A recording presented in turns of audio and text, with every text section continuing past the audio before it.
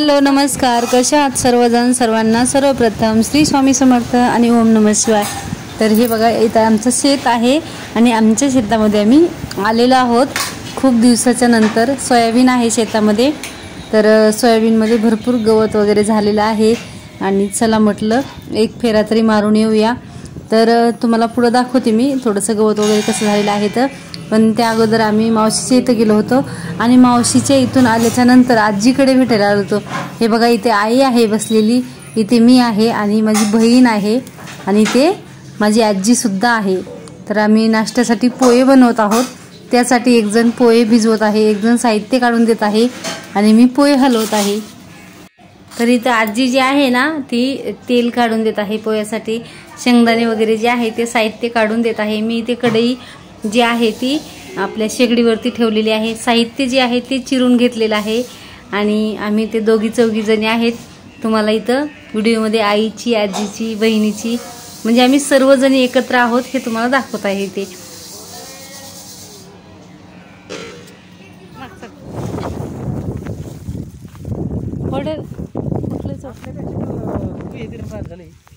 काहीच गवत झाले बाई. हे आपल्या रानात बी तसलं झाले. काँक्रीट बघा किती झाले आपल्या रानात. आपल्या रानात नुसतं काँक्रीट आहे, ह्यांच्या रानात नाही. हे ह्यांचं पाण्यात होतं म्हणून नाही झालेलं. जायला पण रस्ता नाही, इतका रस्ता आहे. ती कोण जर सोयाबीनमधून भाया भाया भाया खाली बघ, थांब. इकून थोडंसं ह्याच्यातून जाऊ. जायला पण वाट नाही ठेवली. इरण तीन कसं झाले बघा ना. खालून नसेल रस्ता नग भाया त्याच्यातून. इकून चल. तर इथे शेतात गवत असल्यामुळे ह्यांनी म्हणत आहेत की तुला शेतात बघायचंय काय? सोयाबीन तर दिसत आहे लांबूनच, मग मध्येच कशासाठी जायचंय? तर मी म्हटलं चला, किती वाढलेले आहे, माल वगैरे लागलेला आहे की नाही, गवत वगैरे किती झालेलं आहे हे तरी बघूया आपण. तसेच बांधावरती सुद्धा खूप सारं झाडे वगैरे आणि गवत वगैरे झालेलं आहे, तर तेही बघूया. तर ह्यांनी काय म्हणतात बघा.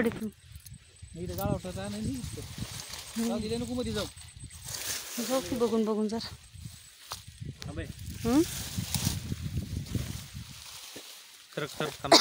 थांबाई. वारून वारून बघून बघून जात असेल भैया. डायरेक्टच नको जाऊ.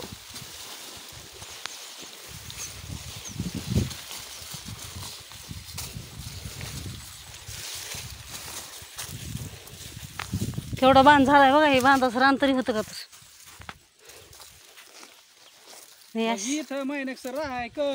हो, मी एकटीच येते. मला एकटीलाच गरज आहे.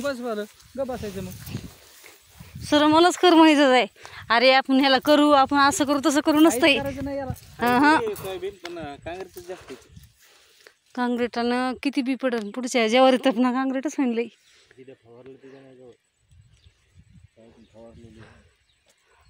हे इतक्यातच चांगली बरं का सोयाबीन. जास्त तिकडं जरा हेच आहे. तिकडं तर लईच काँक्रीट झाले. काँक्रीट उपटून घ्यायला पाहिजे बिगळायच्या आधीच. काय करू? 8-10 दिवस येरी कामाला नाहीस काय नाही, घेऊ उपटून सगळं. हो ना, राहते ना. द्या ना घर नीट करून. हाय त्याच्या घर नीट करू लागू दे. हो, मी जातो नसतो, फिरतो तिथं राहतो. लई मग तो भाकर करून खाता येते. कोण तोडी? त्याला काय करायचं? त्याला रानाशी मतलब आहे, बांधाशी काय मतलब आहे? घरदाण्याला गरज नाही, दुसऱ्याला काय गरज आहे सांगा मला. तर इथे पास शेतामध्ये गवत वगैरे खूप भरपूर झालेलं आहे. तर थोडंसं म्हणजे शेत मालकाचं जर लक्ष शेताकडे नसेल तर शेताची अशी अवस्था होते बघा. चला, झाला का ऊस हे करणं?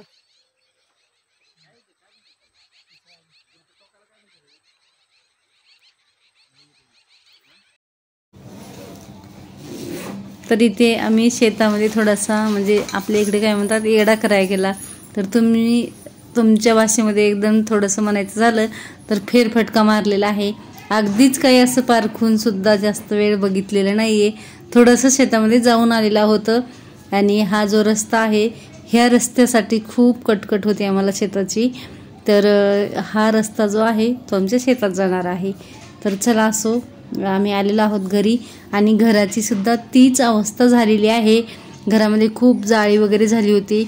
मागच्या शेजाऱ्याने बांधकाम केलेलं आहे त्यामुळे थोडीशी जागा पण सुटलेली आहे. त्यामुळे पाणी वगैरे सुद्धा घरामध्ये आलेलं आहे आणि म्हणजे खाली खूप म्हणजे जो सरदा म्हणतो ना आपण तो लागलेला आहे.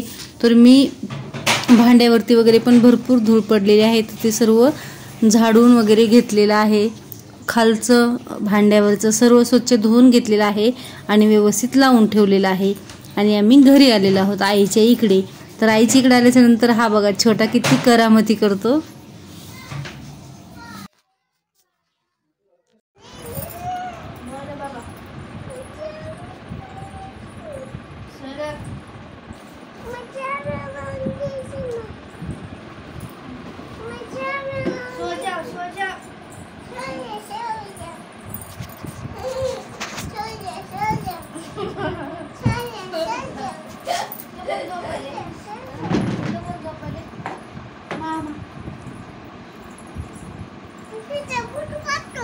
कोणाचा फोटो काढतो?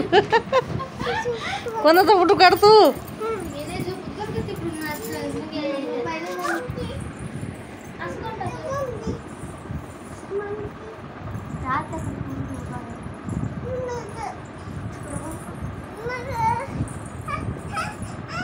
थांब.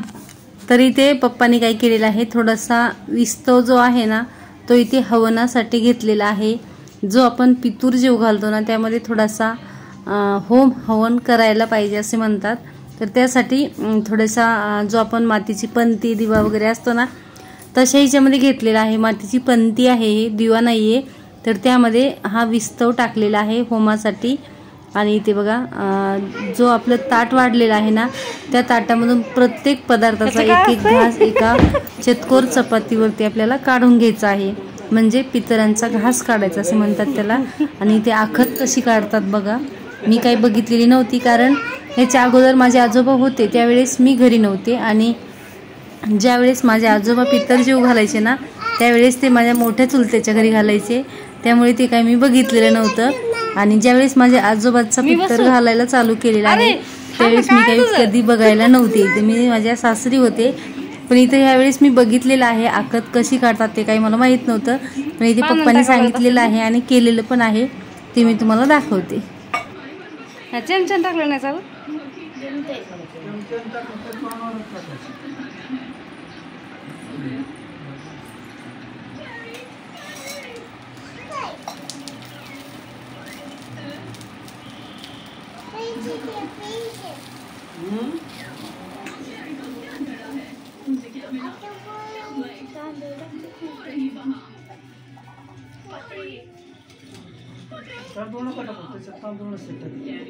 भात टाकायचं हा.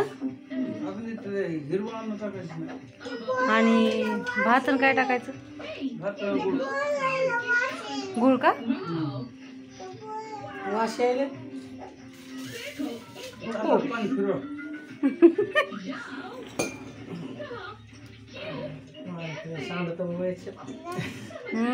सांगते.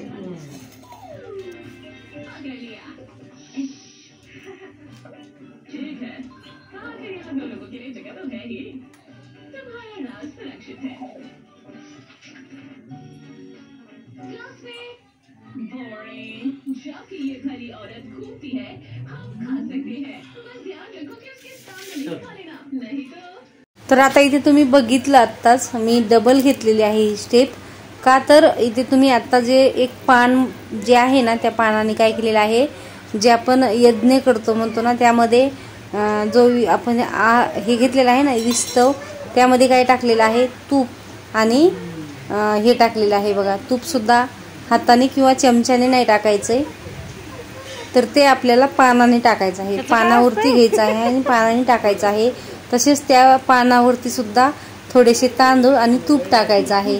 आणि ते मोडून दोन्ही हाताने त्यांनी आता जसं पाया पडून दाखवलं ना तसं पाया पडायचं आहे. कारण का तर ती आखत काढणं असे म्हणतात.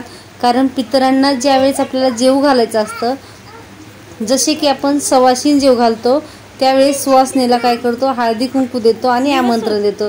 तसं पितरांना काय करायचं असतं, आपल्याला थोड्याशा आखत देऊन त्यांना निमंत्रण द्यायचं असतं संध्याकाळी किंवा सकाळी. तर ती आखत काढणं ह्याला म्हणतात बघा. आणि जे आपण होम यज्ञ करतो ना, जो आगीचा होम यज्ञ करतो ना अग्नीचा, तो काय करायचा, त्याच्यामध्ये कच्चं धान्य जे आहे ना ते टाकायचं नाहीये. शिजलेलं धान्य त्यामध्ये टाकायचं आहे आणि गूळ टाकायचा आहे. बस हिच्यामध्ये पण त्यांनी तेच केलेलं आहे. थोडासा भात आणि गूळ टाकलेला आहे आणि एकीकडे घास काढून घेतलेला आहे आणि दुसरीकडे तूप सोडलेलं आहे. तर चला इथे तुम्ही आता डबल एकदा पुन्हा बघू शकता की मी आता सांगितलेली तुम्हाला आखद कशी काढायची. तर ते सुद्धा इथे तुम्ही आता पुन्हा एकदा तुम्हाला दाखवते मी.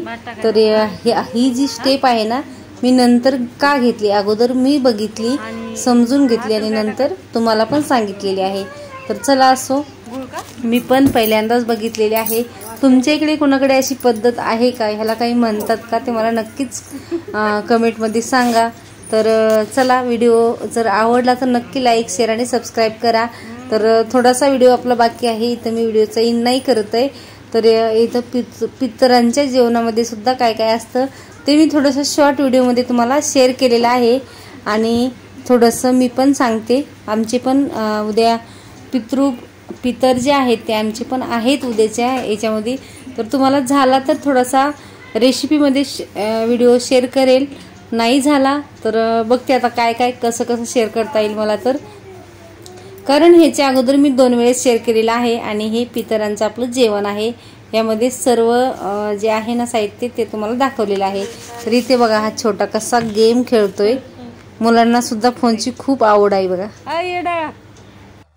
कुठं बघायला तू मोबाईल मोबाईलच